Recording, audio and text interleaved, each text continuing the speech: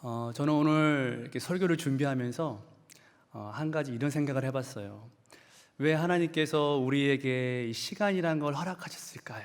이런 생각을 좀 해봤어요. 여러분, 왜 하나님은 우리에게 시간이란 걸 허락하셨을까요?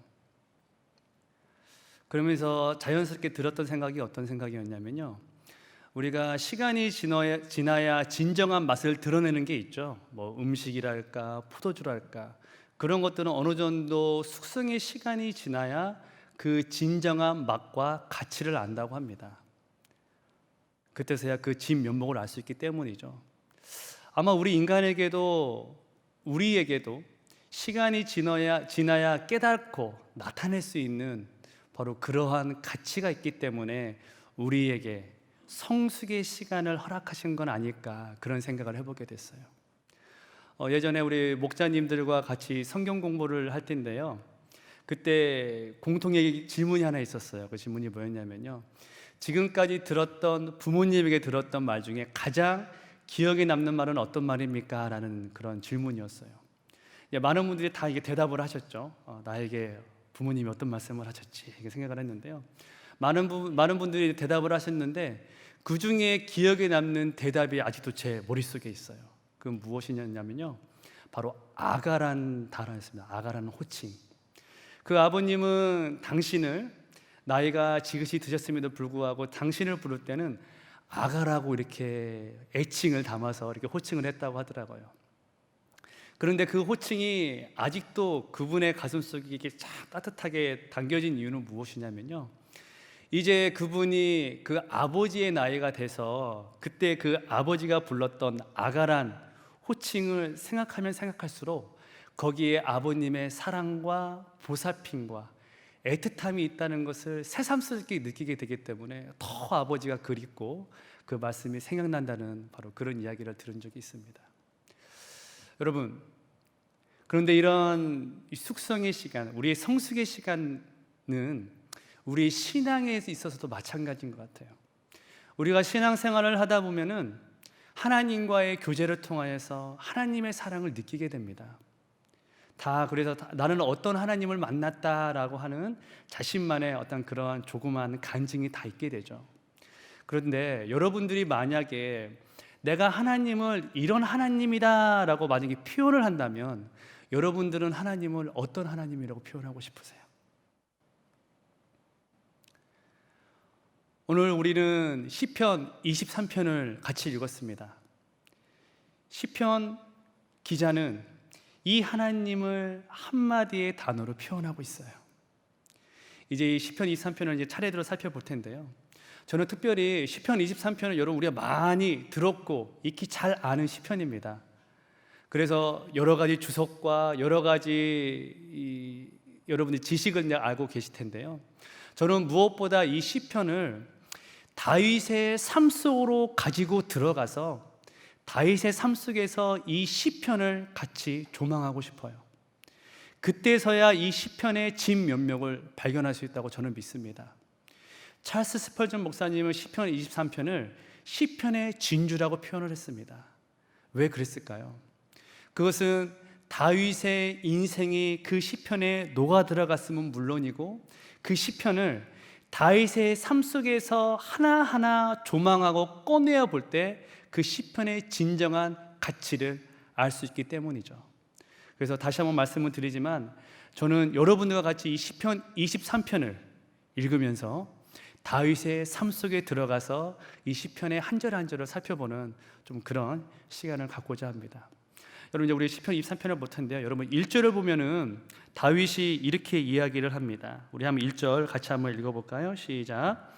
여호와는 나의 목자시니 내게 부족함이 없으리로다. 여러분, 이 시편 23편은 다윗이 인생의 후반부에 쓴 시편이라고 이야기를 해요. 즉 다윗 자신의 인생을 담은 인생시나 마찬가지죠. 그런데 여러분, 왜 다윗은 하나님을 목자라고 표현을 했을까요? 뭐 여러 가지 큰 이유들이 있겠지만 큰 두 가지 이유가 있습니다. 첫 번째, 이스라엘 백성에게 목자는 매우 친숙한 이미지였기 때문이죠. 여러분, 이스라엘 백성들이 가나안에 정착하기 전에 그들은 유목민 생활을 하였죠. 그래서 유목민 생활을 하면서 그들이 가장 흔하게 또 익숙하게 가졌던 직업은 무엇이었냐면 바로 목동이었습니다. 목자였죠. 그래서 이스라엘 백성들은 자신을 이끄는 하나님을 어떻게 표현했냐면요, 목자로 비유해서 하나님을 표현했습니다. 그럼 또 다른 이유는 무엇일까요?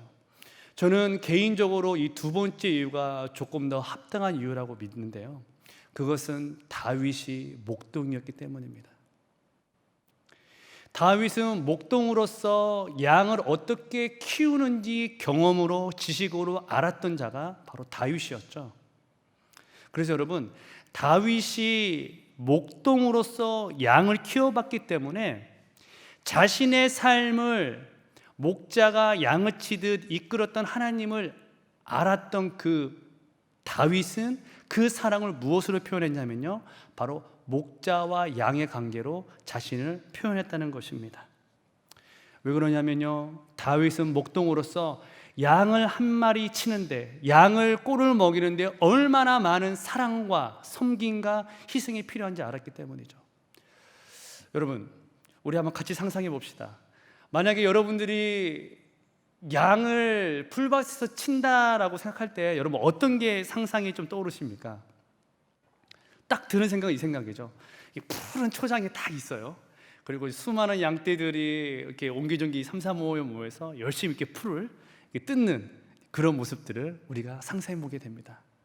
그런데 여러분, 좋습니다. 그런 모습 좋은데요, 실제로 목동이 양을 풀을 뜯기는 것은 만만치 않은 작업이라고 그래요. 첫 번째, 목동이 양을 풀어서 풀을 뜯기기 위해서는 먼저 그 지역에 가서 거기에 야생 동물은 없는지, 맹수는 없는지 살펴봐야 된다는 거예요. 그래서 야생 동물이나 맹수가 없는 것이 확인되면은 또 무엇을 확인해야 되냐면요, 곧바로 풀을 뜯길 수 있는 게 아니래요. 풀 가운데 혹시 독초나 먹어서는 안 되는 풀이 있는지 없는지 확인을 해야 된다는 겁니다. 그래서 먹을 수 없는 풀이나 독초가 있으면 그것을 다 뽑아내야 된다는 거예요. 그리고 나서 양떼를 그 초장에 풀 수 있다는 것이죠. 근데 여러분, 우리가 머리에 상상하는 푸른 초장은요, 1년에 얼마만큼만 가능하냐면요, 딱 12개월에 3분의 1만 가능하답니다. 채 석 달이 되지 않는데요. 그래서 목동은 잠시 푸른 초장에서 풀을 뜯긴다 할지라도 다음에는 어떠한 환경과 어떤 장소에 가장 좋은 꼴과 초장이 있을지를 염두에 두면서 그 꼴을 먹이는 것을 생각을 해야 된다는 것이죠. 자, 여러분, 우리가 풀을 뜯긴다 하면은 그 다음에는 무엇을 해야 될까요? 이게 물을 먹여야 되겠죠. 여러분, 우리가 또 물을 먹인다고 생각할 때 여러분 딱 드는 생각이 뭐예요? 저는 어떤 생각이 들었냐면요, 이게 물을 먹인다고 하면은 이렇게 푸른 초장 옆에 이렇게 시냇가가 흐르지 않습니까? 항상 상상에는. 그러면 이 양들이 거기 가서 목을 빼꼼히 내놓고 다 이렇게 물을 마시는 모습이 상상이 돼요. 그런데 여러분, 놀랍게도 양은 흐르는 물은 먹지 않는다고 그래요. 여러분 별로 놀랍지 않으시네요. 저는 놀랐어요. 흐르는 물은 먹지가 않는데요. 그래서 목동들이 흐르는 시냇가, 시냇물을 찾더라도요, 그들에게는 추가적인 작업이 필요하대요. 그 시냇가의 가장자리에 물이 고이게끔 작업을 해야 된다고 해요. 그리고 나서야 양떼들이 물을 먹는다는 거죠. 근데 만약 그것도 여의치 않으면 물 웅덩이를 파가지고 물이 고이게끔 해가지고 양에게 물을 먹인다고 합니다. 여러분, 양에게 물을 먹이는 것도 이렇게 쉽지 않은 작업이 필요하다는 겁니다. 여러분, 풀을 뜯기는 것도 그렇고요, 양에게 물을 먹이는 것도 이 목동에 하나하나 손길이 들어가지 않으면 양은 풀을 먹을 수도 없고 목을 축일 수도 없는 그런 동물이 바로 양입니다. 여러분, 양은 목동의 이러한 섬세한 사랑과 희생이 없이는 살 수 없는 존재가 바로 목동이라는 것이죠.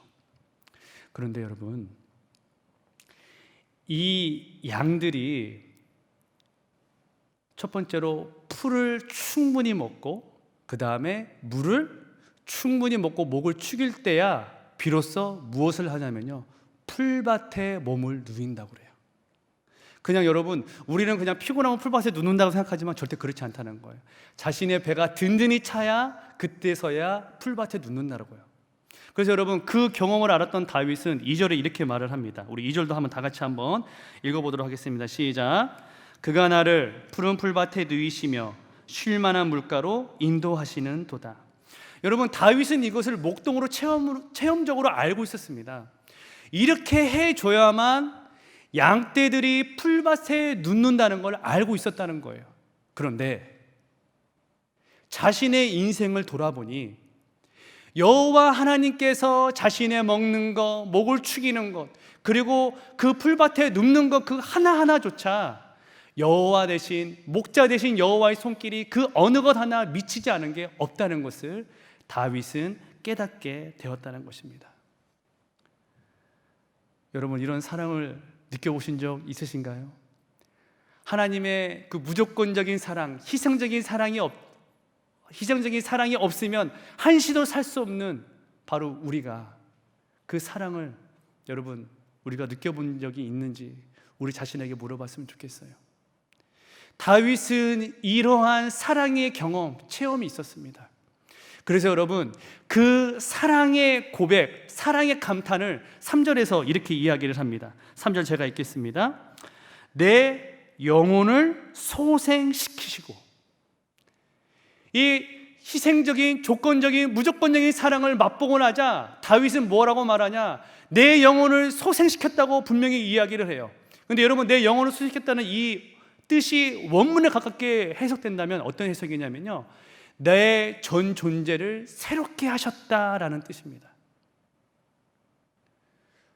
그렇다면 대체 어떠한 큰 은혜를 누렸기에 다윗이 내 전 존재가 새롭게 되었다라고 사랑의 감탄을 하고 있을까요?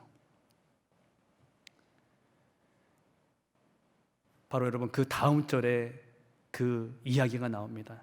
여러분, 4절에 보니까 이렇게 말을 하죠. 4절에 보니까, 상반절에 보니까 이렇게 말합니다. 내가 사망의 음침한 골짜기로 다닐지라도. 여러분, 다윗의 존재가 새롭게 거듭났다라고 이야기할 정도의 감탄이 있었던 것은 무엇이냐면요, 다윗이 사망의 골짜기로 걸어갔던 그 인생의 경험이 있었기 때문이에요. 여러분, 실제로 양들이 자신이 무리에서 떨어져 길을 잃었다는 것을, 사망의 골짜기에서 자기가 갇혀 있다는 걸 깨닫게 되었을 때는요, 양들이 극심한 공포에 떤다고 합니다. 그래서 그것을 양들이 인식하게 되면요, 겁이 많은 동물이기 때문에 곧바로 덤불 밑이나 바위 밑으로 자신의 몸을 숨긴다고 그래요. 그리고 나서 무엇을 하는 줄 아세요? 겁이 많은 동물이라 몸을 파르르 떨면서, 여러분, 몸을 파르르 떠는 것까지 좋은데 자신의 몸을 보호하기 위해서는 소리를 내야 될까요? 내지 말아야 될까요? 내지 말아야 되죠. 그런데 이 양은 고작 한다는 게 뭐냐면 겁에 찬 목소리로 매 하는 게 전부라고 이야기를 해요. 여러분, 길을 잃어버린 양의 이러한 공포에 질린 모습, 여러분, 이런 모습을 보니까 어떻습니까? 매우 우스꽝스러운 모습 아니에요? 조용히 하고 있으면 목숨이라도 부지할 텐데 소리를 내서 내가 지금 어디 있다는 것을 이야기할 정도로 매우 우스꽝스러운 모습이 길을 잃어버린 양의 모습이라는 것이죠. 그런데 누가 이런 사망의 골짜기를 지나갔다고요? 다윗이 그랬다는 거예요. 다윗이 사망의 골짜기에 길을 잃어버린 양과 같은 때가 있었다는 거예요. 그럼 여러분, 그때는 어느 때일까요? 다윗이 스스로 내 생명이 사망과 생명 가운데 한 진척이라고 스스로 고백한 성경 구절이 나오는 때가 있어요. 바로 사울 왕 때의 다윗의 모습이었어요. 여러분, 우리가 사무엘상을 우리 화면으로 한번 보겠습니다. 사무엘상 20장 3절을 한번 다 같이 한번 읽어보겠습니다. 시작. 다윗이 또 맹세하여 이르되 내가 내게 은혜 받을 줄을 내 아버지께서 밝히 알고 스스로 이르기를 요나단이 슬퍼할까 두려운즉 그에게 이것을 알지 아니하리라 함이니라. 그러나 진실로 여호와의 살아계심과 내 생명을 두고 맹세하노니 나와 죽음의 사이는 한 걸음뿐이니라. 지금 다윗이 자신과 죽음의 사이를 무엇뿐이라고 말을 하고 있죠? 한 걸음뿐이라고 이야기를 하고 있어요. 지금 다윗은 스스로가 말하기를 사망의 음침한 골짜기를 걷고 있는 상황이 바로 지금 상황이라고 말을 하고 있다는 거죠. 여러분, 그렇습니다. 다윗은 길을 잃어버린 양, 공포와 두려움에 사로잡힌 양처럼 자신이 무엇을 해야 될지 모르는 그런 상황에 놓여 있었어요. 그래서 하나님을 의지하며 나아갔던 다윗이 누구를 의지하냐면요, 여기서는 요나단을 의지합니다. 한낱 인간인 요나단을 의지해요. 그런데 여러분, 요나단을 의지했는데 그의 생명이 보존이 됩니까? 그것이 여의치 않자 다윗은 누구에게 가냐면요, 블레셋에 있는 아기스 왕에게 찾아갑니다. 그리고 나서 그가 도망치다 찾아가서 뭘 한 줄 아세요? 여러분, 그 다음에 우리 사무엘상 21장 10절부터 13절, 10절 먼저 한번 읽겠습니다. 시작. 그날에 다윗이 사울을 두려워하여 일어나 도망하여 가드 왕 아기스에로 가니. 13절 같이 읽겠습니다. 시작. 그들 앞에서 그의 행동을 변하여 미친 채 하고 대문짝에서 그적거리며 침을 수염에 흘리매. 여러분, 뭐라고 말합니까? 침을 흘리며 미친 척하는 매우 우스꽝스러운 모습의 다윗을 보게 됩니다. 이것은 우리가 앞서 살펴본 길을 잃어버려 겁에 질려 아무것도 할 줄 모르는 바로 양의 모습이 다윗의 모습과 똑같다는 거예요. 여러분, 그런데 주님은 홀로 길을 잃어버린 것 같은 양과 같은 다윗을 홀로 두지 않으세요. 곧바로 찾아가 그를 사망의 음침한 골짜기에서 그를 건져내세요. 여러분, 실제로 우리 목동들이 그 무리에서 양을 잃어버린 것을 발견하게 되면요, 신속하게 그 양을 찾으러 떠난다고 그래요. 왜 그러냐면요, 길을 잃어버린 양의 열의 9은 맹수에게 목숨을 잃는다고 합니다. 목숨을 잃는 게 상식적이지 않으세요? 소리를 내는데 안 잊어버리겠어요? 목숨을 안 잃어버리겠어요? 그래서 그게 발견되면 곧바로 목동들은 그 양을 찾으러 간다는 거예요. 그런데 운이 좋게 그 양이 발견되게 되잖아요. 그런데 이 양이 정말 겁이 많은 양이기 때문에 이 양은 공포에 극도로 휘둘리면요, 불안감이 사로잡혀서 걷지를 못한대요. 그래서 목자들이 어떻게 하냐면요, 양을 어깨에 걸쳐매고 양을 무리에 데리고 온다는 거예요. 여러분, 제가 이 설교를 준비하면서 그래서 우리가 성화에 보면 예수님이 양을 어깨에 짊어지고 오시죠? 바로 그 이유를 깨닫게 되었어요. 여러분, 이처럼 연약하고 부족한 양의 모습을 지금 누가 하고 있냐면요, 다윗이 하고 있다는 거예요. 그런데 하나님께서는 이렇게 잃어버린 그 양과 같은 다윗을 덤불 속에서 꺼내주시고 맹수의 입에서 막대기로 그의 입을 치심으로 다윗을 원수의 입에서 보존해 주셨다는 거예요. 여러분, 이러한 하나님의 은혜를 경험했던 다윗이 이 하나님의 은혜를 맛본 경험을 어떻게 이야기하냐면요, 여러분, 우리 시편 34편 한번 찾아보겠습니다. 앞으로 한 3장 4장 넘기면요, 시편 34편에 바로 이런 내용이 나옵니다. 우리 34편을 한번 찾아보겠습니다. 여러분, 시편 34편에 보면요, 시편에 이렇게 써 있습니다. 다윗이 아비멜렉 앞에서 미친 채 하다가 쫓겨나서 지은 시. 그런데 여러분, 그때 경험했던 하나님은 어떻게 표현한 줄 아세요? 우리 한 8절 같이 한번 읽어보겠습니다. 시작. 너희는 여호와의 선하심을 맛보아 알지어다. 그에게 피하는 자는 복이 있도다. 여러분, 우리에게도 이런 동일한 하나님의 선하심을 맛보기 원합니다. 이러한 동일한 은혜의 경험이 있기 원합니다. 여러분, 우리에게 이런 선하신 은혜가 임하기를 여러분 간절히 사모해야 돼요. 이런 은혜가 임하기에 우리는 선하심을 맛보기를 우리가 평생 소원해야 돼요. 왜 그러냐면요, 그때서야 비로소 이 시편의 고백이 다윗만의 고백이 아니라 바로 나의 고백, 우리의 고백이 될 수 있기 때문입니다. 여러분, 우리 평생에 이 하나님의 선하심을 맛보아하는 그런 하나님의 강권적인 은혜가 임하는 그런 축복이 함께하게 예수님의 이름으로 축원합니다.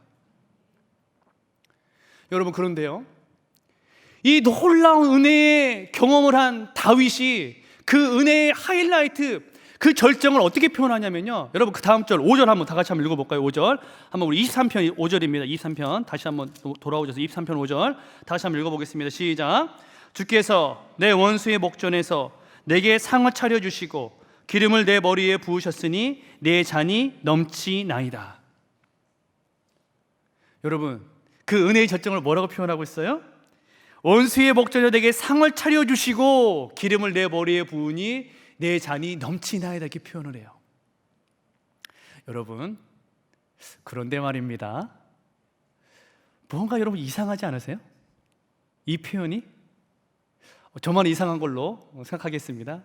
여러분, 근데 성경의 다윗을 조금이나 아는 분들은요, 이 표현이 조금 밋밋하다라고 생각을 하셔야 돼요. 제가 지금 이제 화면을 통하여 시편 3편의 성구를 하나씩 보여드릴 거예요. 여러분, 이 성구의 공통점을 한번 생각하면서 여러분 읽어보시기 바랍니다. 우리 첫 번째 시편 3편 6절 한번 읽어보겠습니다. 읽겠습니다. 시작. 천만인이 나를 에워싸 진친다 하여도 나는 두려워하지 아니하리이다. 자, 두 번째는 우리 시편 6편 6절부터 7절입니다. 한번 같이 읽을까요? 시작. 내가 탄식함으로 피곤하여 밤마다 눈물로 내 침상을 띄우며 내 요를 적시나이다.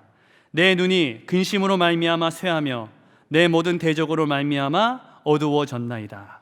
자, 마지막입니다. 우리 시편 139편 9절부터 10절까지 한번 읽겠습니다. 시작.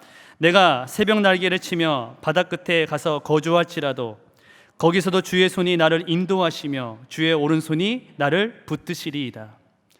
여러분, 지금 저랑 여러분들이 시편 3편의 구절을 하나씩 읽어봤습니다. 여러분, 어떤 느낌이 드시고 어떤 공통점을 좀 발견한 게 있으세요? 여러분, 어때요? 되게 멋지죠? 진짜 시는 이렇게 써야 돼, 나는 감동이 몰려와요. 천만이 둘러친다, 침상에 눈물을 흘려서 침상이 띄어져, 너무 멋진 표현이에요. 그런데 여러분, 여기 공통점이 있습니다. 이 3편의 시편의 공통점은 뭐냐면요, 다 그 저자가 다윗이에요. 여러분, 그러면 좀 이상하지 않으세요? 다윗의 인생의 후반부, 자신의 모든 인생을 녹여서 자신이 받은 여호와 하나님의 은혜를 23편에 녹여서 그 은혜를 표현했는데 24편 5절 너무나 밋밋한 것 같아요. 주께서 내 원수의 목전에서 상을 차려주셔서 내 잔이 넘칩니다. 이 표현은 너무나 밋밋하고 뭔가 빠진 듯한 싱거운 표현처럼 느껴진다는 거예요. 그런데 여러분, 여기에 놀라운 은혜에 대한 표현이 숨어 있어요. 우리가 고대 근동 문화 속에 숨겨진 그 은혜의 비밀을 우리가 살펴보게 될 겁니다. 여러분, 고대 이스라엘의 대다수의 사람들은 식사를 할 때 바닥에다 음식을 펴놓고 식사를 했습니다. 그것은 도시에 사는 사람이나 유목민이나 별반 다름없이 다 그렇게 식사를 했어요. 그런데 귀족과 왕들은 좀 달랐어요. 그들은 어디서 식사를 했냐면 조그만 상에서 식사를 했어요. 여러분, 고대 근동에 전통적으로 가장 강력한 나라가 어디였을까요? 바로 애굽입니다. 애굽, 이집트. 애굽의 최고의 권력의 정점은 누구였죠? 바로였죠. 여러분, 바로도 어디서 식사를 했냐면요, 이게 등거리가 없는 그런 조그만 상 같은 데에서 식사를 하였다는 거예요. 여러분, 그렇습니다. 이 상이라는 이 자체는요, 무엇을 상징했냐면요, 권력을 상징했고 부를 상징했어요. 그래서 보통 사람이 그러한 상이 펼쳐지는 잔치에 초대되어진다거나 이렇게 인도되어짐을 받는 것은요, 매우 큰 영광으로 여겨졌다는 거예요. 그런데 여러분, 지금 다윗이 여호와 하나님께 받은 은혜를 어떻게 표현하고 있어요? 원수의 목전에서 내게 무엇을 차려주셨대요? 상을 차려주셨대요. 여러분, 이 상에 대한 초대는 어떤 초대냐면요, 한낱 세상의 일개 왕의 초대가 아니라 이 세상을 지으신 여호와 하나님의 식사로의 초대였다는 거예요. 바로 이 초대함을 받는 것 그 자체가 이루 말할 수 없는 영광의 표현이었다는 겁니다.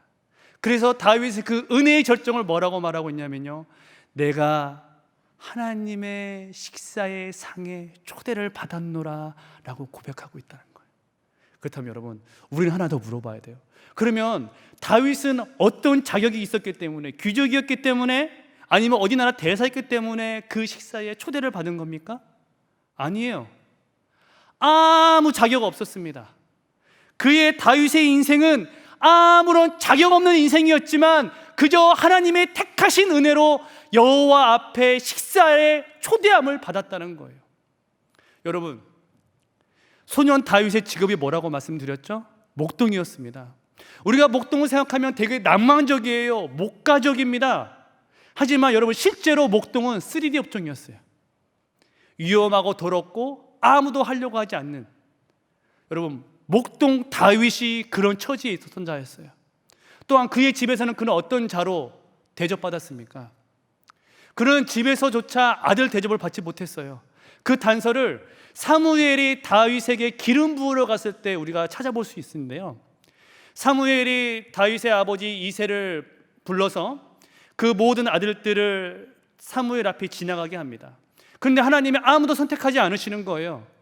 그 순간 무거운 침묵이 흘렀을 거예요. 그러자 사무엘이 묻습니다. 이게 다 내 아들, 네 아들 다 전부냐? 라고 말을 해요. 물어요. 근데 그때서야 다윗의 아버지 이새가 제 막내 아들이 지금 양을 치고 있습니다, 이렇게 이야기를 해요. 여러분, 목동 다윗의 처지가 여러분 상상되세요? 다윗은 가족에게 사랑받지 못했어요. 아무런 의지할 곳도 없었고, 때로는 형들 아버지 있는 집에서 쫓겨나듯 양들을 치고 멀먼 초장에 가서 내가 이 땅에 왜 태어났을까, 그런 원망과 아픔의 자리까지 갔었을 수 있는 바로 그런 처참한 소년이 바로 목동 다윗이었습니다. 그런데 그 목동 다윗, 자격 없는 다윗을 여호와 하나님이 식사의 자리로 부르셔서 이제 너는 나의 자녀다 라고 말씀하시며 다윗의 가란 영혼을 채우셨다는 것입니다. 여러분들에게도 동일하게 묻고 싶어요. 혹시 여기 오신 분들 중에서 나의 처지가 가족에게 사랑받지 못하여서 나의 삶을 비하하는 분이 있으세요? 내가 의지할 곳이 없어서 낭망하는 분이 계세요? 나의 삶의 무게 때문에 혹시 나의 삶을 부정하는 분이 계세요? 여러분, 아무런 자격 없는 존재이지만 여호와 하나님이 우리를 당신의 식탁의 자리에 우리를 초대하셨음을 여러분 믿으시기 바랍니다. 여러분, 여러분의 초대를 받았다는 거, 우리가 초대를 받았다는 거 여러분 믿으시기 바랍니다. 믿어야 돼요. 왜 그러냐면요, 여러분 지금 이 자리에 다 여러분이 와 계시죠? 여기에 놀라운 영적인 진리가 숨어 있어요. 우리는 내가 힘들고 또 하나님의 말씀을 듣기 위해 내가 열심히 해서 이 자리에 걸어온 것 같아요. 하지만 여러분, 놀랍게도 하나님의 은혜와 하나님의 섭리하심과 하나님의 초대하심이 아니면 우리는 이 자리에 있을 수 없습니다. 하나님이 우리의 인생을 초대하셨고 우리를 하나님의 자녀 삼아 주셨기 때문에 지금 이 자리에 나와 여전히 너는 나의 자녀라는 하나님의 말씀을 듣고 있는 것입니다. 그래서 이 인도하심을 받은, 초대하심을 받은 다윗이 그의 인생의 하이라이트를 뭐라고 말하냐, 6절 3반절에 이렇게 말합니다. 내 평생의 선하심과 인자하심이 반드시 나를 따르니, 이렇게 말을 해요.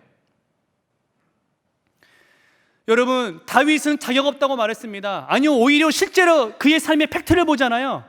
그러면 우는 사자에 쫓기는 삶이라는 게 더 맞아요. 다윗의 삶이 어땠어요? 밧세바와 간음을 하였습니다. 그 가늠한 것 때문에 자기의 충신인 우리야를 죽였어요. 또한 자신의 교만 때문에 인구를 계수함으로 전염병이 돌아서 백성들을 죽였습니다.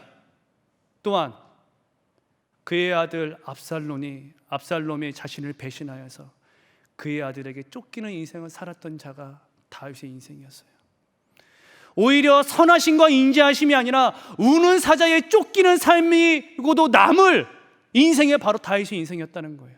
그런데 하나님께서 택하신, 하나님이 한번 택정하신 그 다윗의 인생은 무엇으로 점철되냐면요, 하나님의 선하심, 토부, 하나님의 인자하심, 헤세드로 빚어지는 인생을 주님께서 반드시 만드셨다는 거예요.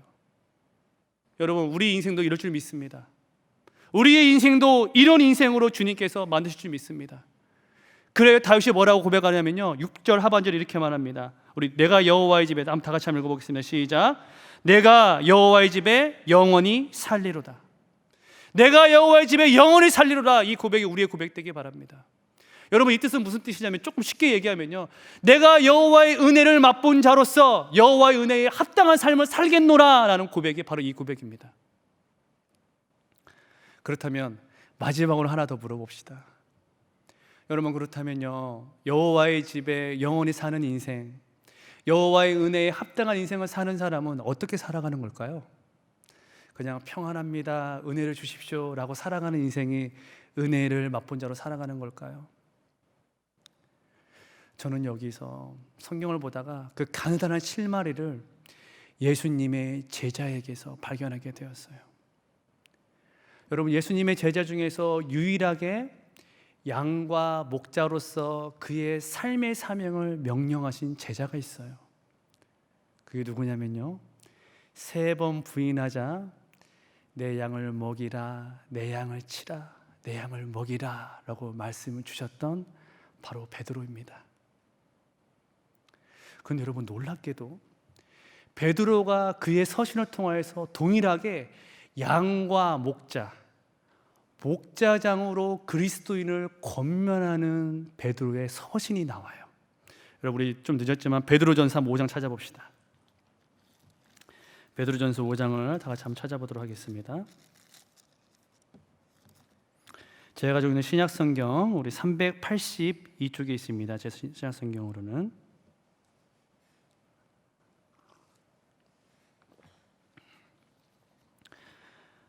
차례대로 교독하도록 제가 먼저 읽어보겠습니다.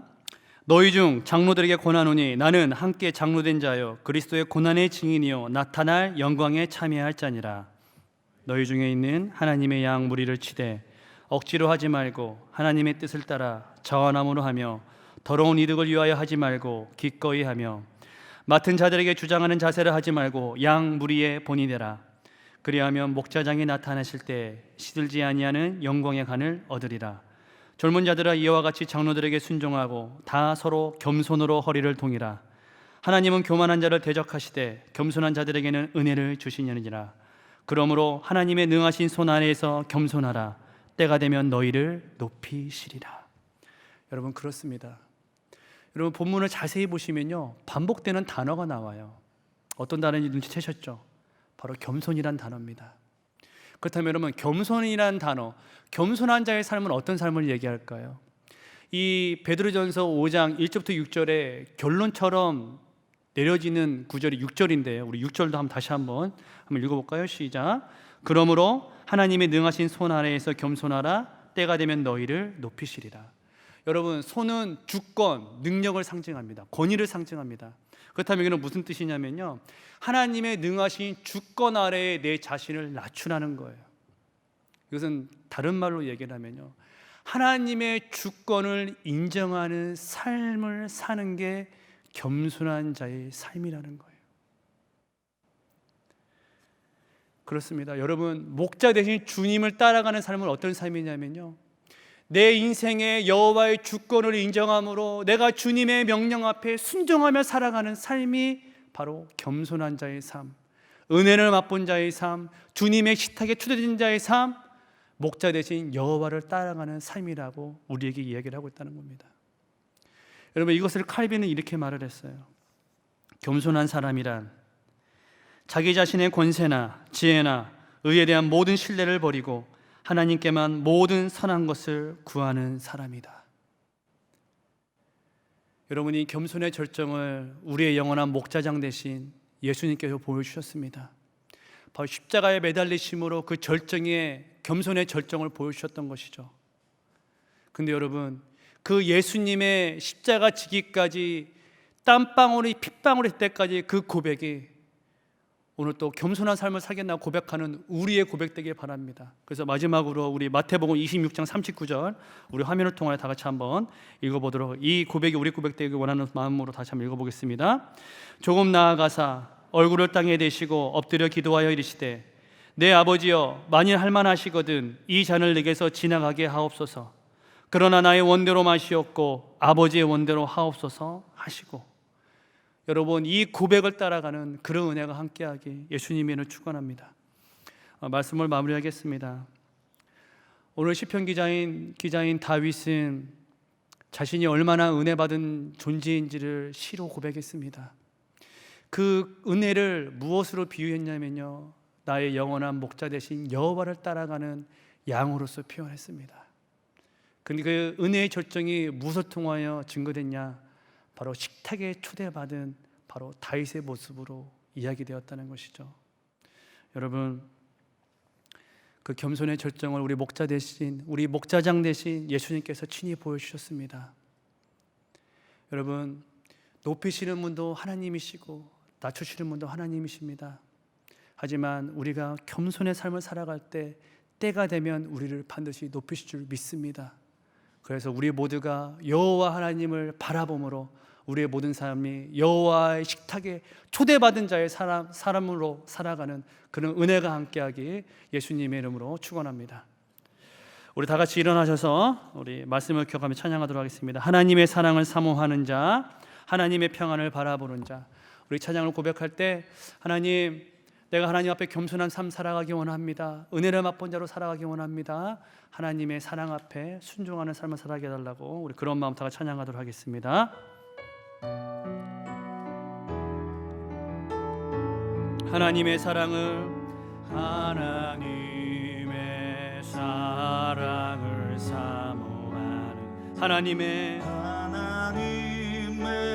평안을 바라보는 자, 너의 모든 것 창조하신 우리 주님이 너를 얼마나 사랑하시는지 하나님께 찬양과 경배하는 자, 하나님께 찬양과 경배하는 자, 하나님의 선하심을 닮아가는 자, 너의 모든 것 창조하신 우리 주님 너를 자녀 삼으셨네. 하나님이 지금도 사랑의 눈으로 우리 지켜보십니다. 하나님 사랑의 눈으로 너를 어느 때나 바라보시고 하나님 인자함기로써 하나님 인자함기로써 언제나 너에게 귀 기울이시니 어둠 밤에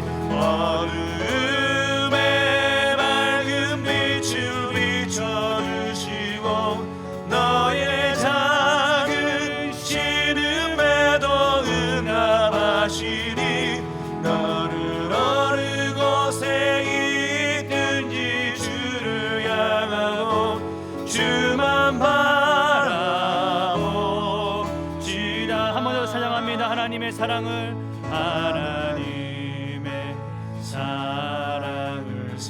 하나님의 평안을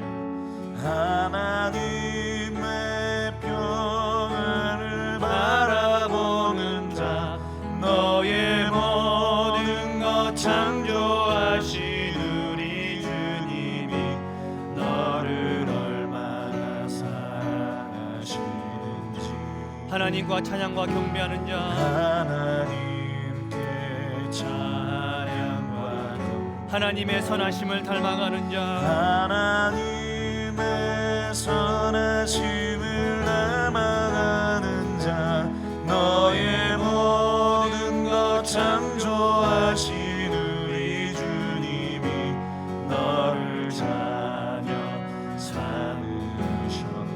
하나님 사랑의 눈으로 하나님 사랑의 눈으로 너를 어느 때나 바라보시고 하나님 인자함기로써 하나님 인자함으로써 언제나 너에게 기리시리 어둠에 밝은 빛을 비춰주시고 너의 작은 신음에도 응답하시니 너를 어느 곳에 있든지 주를 향하고 주만 바라보시라. 하나님 사랑의 눈 우리를 지금도 바라보고 계십니다. 너를 어느 때나 바라보시고 하나님 인자함기로써 하나님 인자함으로써 언제나 너에게 기울이시리 어둠의 밝은 빛을 어둠에 밝은 빛을 비춰주시고 너의 작은 신음에도 응답하시니 너는 어느 곳에 있든지 주를 향하고 주만 바라보시라.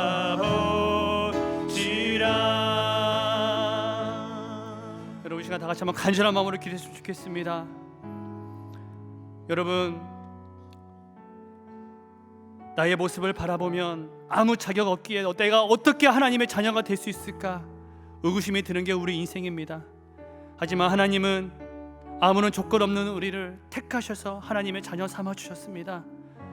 여러분 오늘 또 우리 작은 신음에도 응답하시는 그 선하신 하나님을 바라보시기 바랍니다. 그리하여 내가 가시덤불복에 사망의 음침한 골짜기를 걸어간다 할지라도 나를 웃겨주시고 나를 보듬어 주시는 분이 나의 목자 되신 여호와 하나님을 여러분 믿으시기 바랍니다.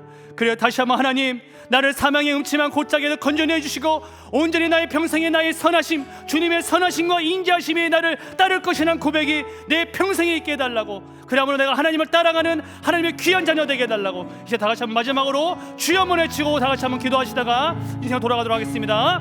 주여 하나님 아버지 오늘도 간절한 마음으로 주 앞에 기도합니다. 오늘